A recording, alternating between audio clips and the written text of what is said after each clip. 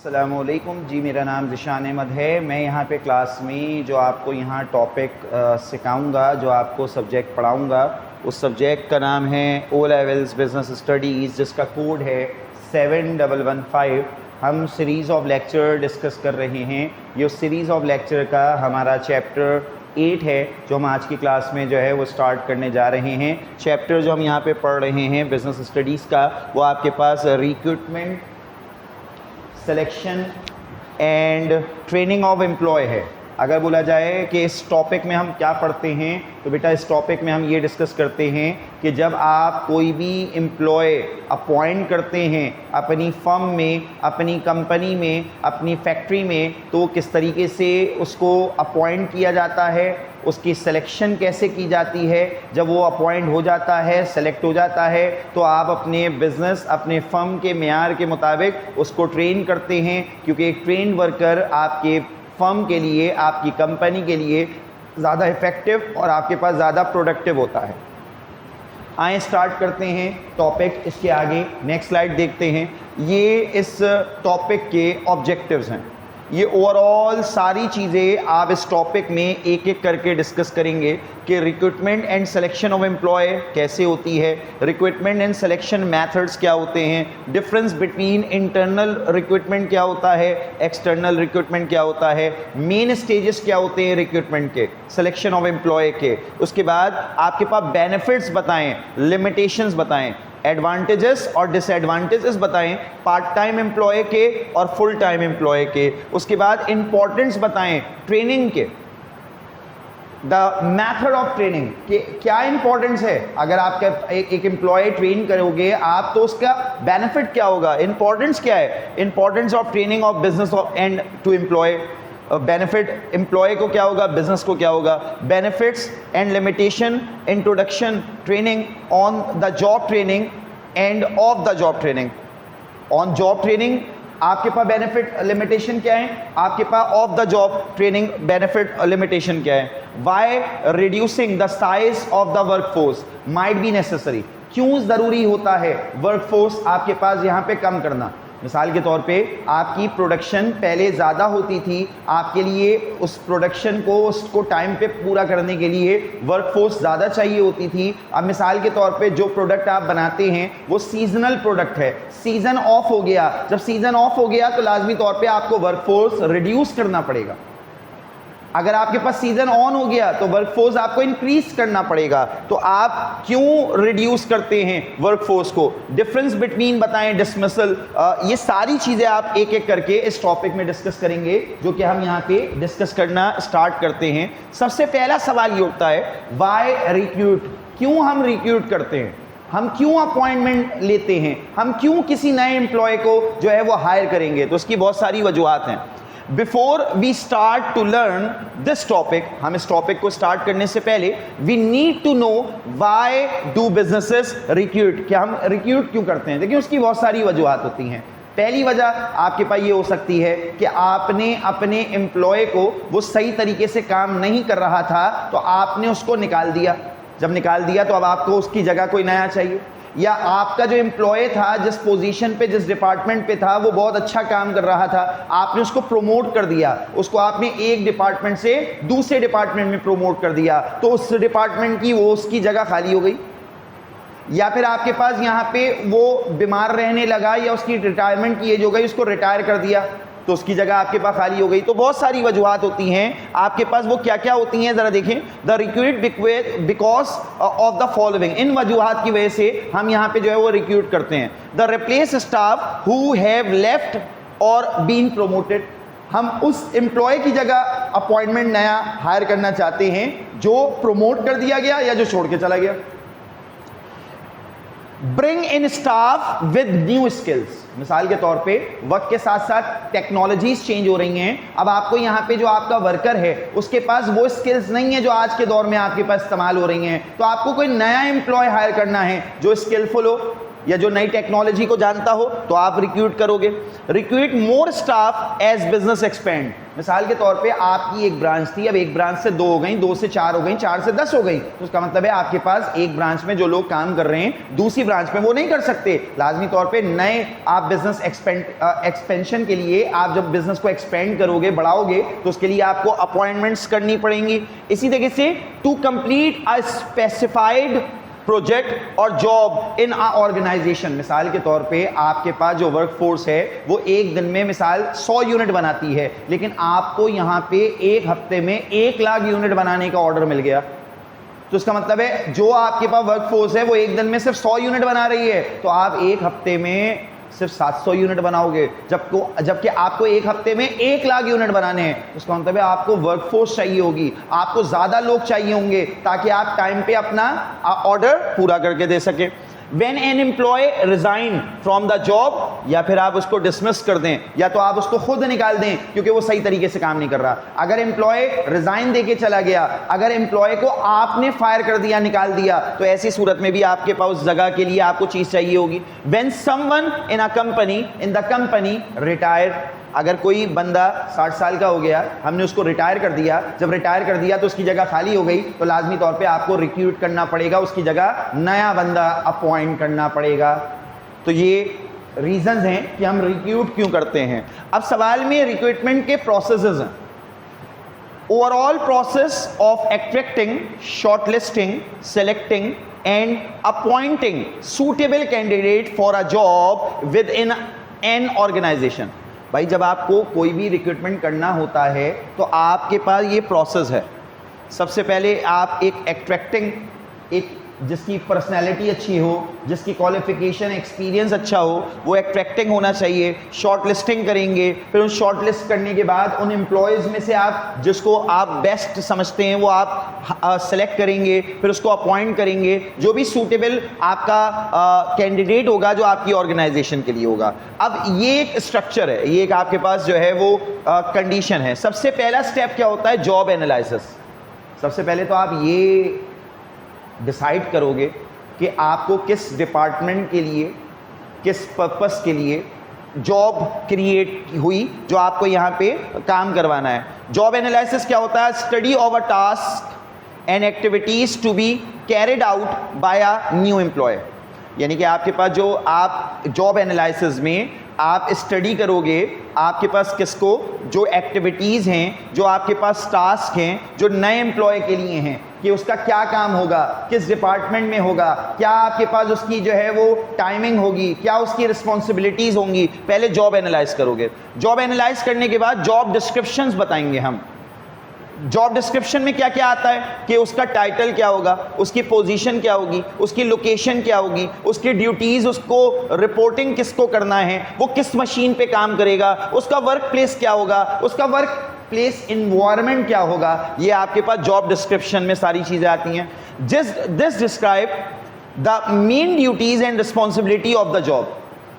जो job description है, अगर मैं यहाँ पे इदारे में अपॉइंट किया गया तो मुझे जॉब डिस्क्रिप्शंस दी गई कि मुझे कौन सा सब्जेक्ट पढ़ाना है, मुझे किस किस क्लासेस को पढ़ाना है, मेरी यहाँ पे क्या क्या टाइमिंग्स होंगी, मेरे यहाँ पे जो जॉब टाइटल होगा वो क्या होगा, मेरी पोजीशन क्या होगी, मैं किस जगह काम करूँगा, किस ब्रांच में काम करूँगा इस स्कूल की। तो लाजमी तौर पे यहाँ मुझे डिस्क्रिप्शंस दी जाएंगी, मुझे यहाँ पे सारी चीज़ें बताई जाएंगी। Job specification. जॉब स्पेसिफिकेशन में क्या होता है कि एजुकेशन कितनी होनी चाहिए, उसका वर्क एक्सपीरियंस क्या होना चाहिए, वो स्किलफुल होना चाहिए, उसकी रिस्पॉन्सिबिलिटीज़, उसको ट्रेनिंग होनी चाहिए, पर्सनल और इमोशनल कैरेक्टरिस्टिक्स उसकी बेहतर होनी चाहिए। मतलब यहाँ पे कैरेक्टरलेस नहीं होना चाहिए, उसकी पर्सनैलिटी, उसकी जो इमोशनल कैरेक्टरिस्टिक्स हैं वो बेहतर होनी चाहिए। जॉब स्पेसिफिकेशंस क्या होती हैं? The job specifications and qualities necessary to perform the job. मतलब अगर मेरे पास एक्सपीरियंस नहीं है, मेरे पास एजुकेशन नहीं है, तो लाजमी तौर पे मैं टीच नहीं कर सकता, मैं उस पर्टिकुलर सब्जेक्ट को नहीं पढ़ा सकता। यहाँ पे अगर मैं एक्सपर्ट हूँ, मैं एक्सपीरियंस हूँ, मेरे पास उस तमाम चीज़ों को पढ़ाने के लिए एजुकेशन है, तो मैं यहाँ पे बता सकता हूँ, अदरवाइज मैं बेहतर से बेहतर नहीं सिखा सकता, पढ़ा सकता। तो ऐसी सूरत में perform the job. Educational requirements होती हैं, एक्सपीरियंस नीड होता है। अगर आपके पास इन एक्सपीरियंस होता है तो उसको अक्सर इदारे अपॉइंट नहीं करते, वो प्रेफर करते हैं उसको जो बंदा स्किलफुल हो या एक्सपीरियंस हो। अगला देखिएगा, नेक्स्ट आपके पास जो है वो टाइप ऑफ रिक्रूटमेंट पढ़ेंगे हम। टाइप ऑफ रिक्रूटमेंट क्या है, मतलब आपके पास किस किस तरह से आप कोई नया एम्प्लॉय अपॉइंट कर सकते हैं। तो भाई पहला तो है इंटरनल रिक्रूटमेंट। इंटरनल रिक्रूटमेंट का क्या मतलब कि आपने जो बिजनेस के अंदर एग्जिस्टिंग एम्प्लॉयज हैं उन्हीं में से कोई बंदा जो आपके पास उस पोजीशन पे आपके पास फिट हो सकता है उसी को आपने अप्रोच किया। मिसाल के तौर पे मैं अगर एग्जाम्पल लूं कि मैं एक स्कूल को जानता हूं जहां पे अगर वाइस प्रिंसिपल के लिए कोई भी आपके पास यहां पे जॉब क्रिएट होती है तो बाहर के बंदे को बुलाने के बजाय अपने ही बंदों में से जो भी आपके पास स्किलफुल टीचर्स होते हैं जो उनको लगता है कि ये इस जॉब को फुलफिल कर सकता है वो उसी को अपॉइंट करते हैं। तो इंटरनल या तो रिक्रूटमेंट होगी या एक्सटर्नल रिक्रूटमेंट होगी, यानी कि या तो आप इंटरनली जो एम्प्लॉय एग्जिस्ट करते हैं उन्हीं में से किसी को उस पोस्ट पे आप यहां पे हायर कर लोगे या तो आप किसी बाहर वाले को हायर करोगे। अगर बोला जाए इंटरनल रिक्रूटमेंट कैसे होती है तो देखिए, प्रोमोटिंग और moving worker from one job to another within a company, यानी कि अगर आप किसी भी एक एम्प्लॉय को किसी एक डिपार्टमेंट से किसी दूसरे डिपार्टमेंट में या एक पोजीशन से किसी उसकी हायर पोजीशन पे उसको प्रमोट कर दें या उसको मूव कर दें जो आपके बिजनेस में ही काम करता है उन्हीं में से किसी एक को, तो ऐसी सूरत में ये इंटरनल रिक्रूटमेंट कहलाती है। इसके एडवांटेजेस क्या हैं? Save time and money. भाई अगर मिसाल के तौर पे आपके बिजनेस में ही कोई ऐसा एम्प्लॉय है जो उस जगह पे उस पोजीशन पे फिट हो सकता है तो आप उसी को प्रमोट कर दोगे, आपका टाइम सेव हो गया, फौरी तौर पे वो पोजीशन जो है वो फुलफिल हो गई। अगर आपके पास सेव मनी की बात की जाए तो आपको एडवर्टाइज नहीं करना पड़ा, आपको किसी जो है वो जॉब एजेंसीज को नहीं हायर करना पड़ा, क्योंकि कोई जॉब एजेंसी से अगर आपको एम्प्लॉय लेते हैं तो उनको कमीशन देना पड़ता है। आप एडवर्टाइजमेंट करते हो तो उसके एडवर्टाइजमेंट के आपको चार्जेस देने पड़ते हैं, तो आपका टाइम भी सेव, आपका मनी भी save. No need to spend money and on advertising the job of vacancy. आपको यहाँ पे जरूरत नहीं पड़ती कि आप किसी भी आपके पास जो है वो जॉब वैकेंसी के लिए एडवर्टाइज कर सको, पैसे बचेंगे आपके।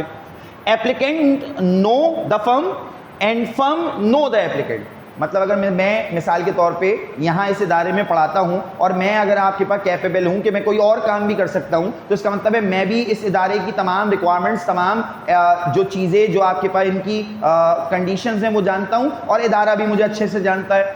मुझे भी ये मालूम है कि कैसे काम करना है, कब करना है, और इनको भी मालूम है कि इससे कैसे काम करवाना है और कब करवाना। तो ये सारी चीज़ें हैं कि हम उस एम्प्लॉय को जानते हैं और एम्प्लॉय इदारे को अच्छे से जानता है, ये एडवांटेजेस है। Motivate other workers, chance for them to get promoted. दूसरे वर्कर भी जो है वो मोटिवेट होंगे कि इसको अगर पोजीशन मिली, अगर मैं भी इसी तरीके से लगन से काम करूंगा, मेहनत से काम करूंगा तो मुझे भी यहाँ पे प्रमोशन मिल सकती है। डिसएडवांटेजेस क्या हैं? भाई सारे एडवांटेजेस नहीं हैं, इसके डिसएडवांटेजेस भी हैं। डिसएडवांटेजेस क्या हैं? Applicants may not bring a new ideas. भाई जो आपके पास एक एम्प्लॉय है उसके जो पहले आइडियाज थे, उसके जो पहले स्किल्स थे अभी भी वही हैं, आपके पास उसमें कोई चेंज नहीं है, उसमें कोई आपके पास नई जिद्दत नहीं है। तो ऐसी सूरत में आपके पास उसके आइडियाज, उसके स्किल्स वही पुराने हैं, आपके पास कोई नई स्किल्स या कोई आपके पास नए आइडियाज नहीं मिलेंगे आपको उस एम्प्लॉय से। Promoting an employ may make other employ jealous and demotivated.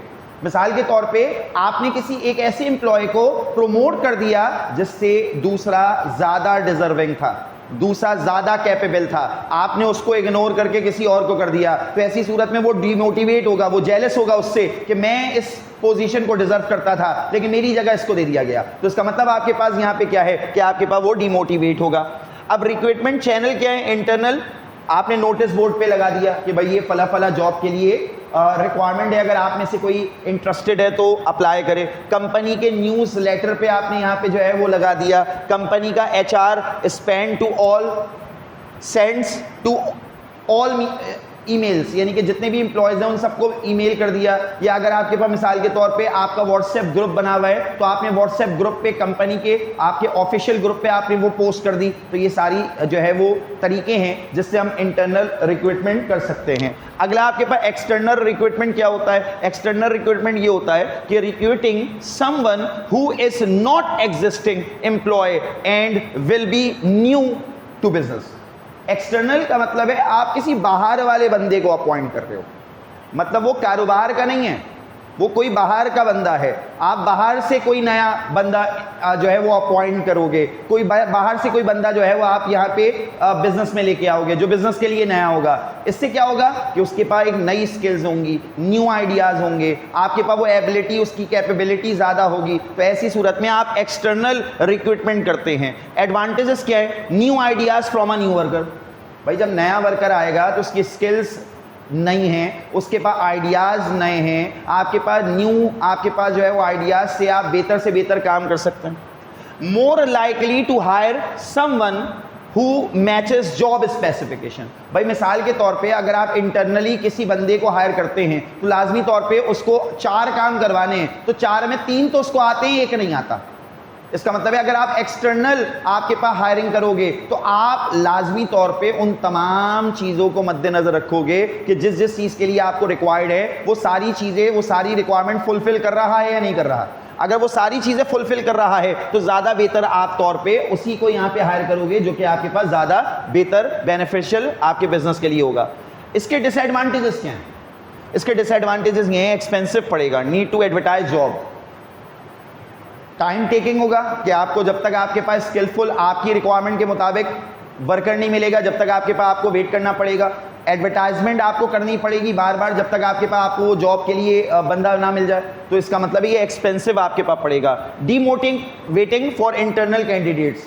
मिसाल के तौर पे मैं बिजनेस में काम करता हूँ और मैं ये एक्सपेक्ट करता हूँ कि मैं इस काम को, इस पोजीशन को जो यहाँ पे बिजनेस में निकली है इसको बेहतर से बेहतर पूरा कर सकता हूँ, लेकिन बिजनेस ने मुझे हायर नहीं किया, किसी बाहर वाले बंदे को हायर कर लिया, तो मैं डिमोटिवेट होऊंगा कि मैं मेहनत से काम करता था, मैं लगन से काम करता था, मैं कैपेबल था, मैं ये कर सकता हूँ, लेकिन बिजनेस ने मुझे इग्नोर किया और किसी बाहर वाले को रखा, तो मैं डिमोटिवेट होऊंगा।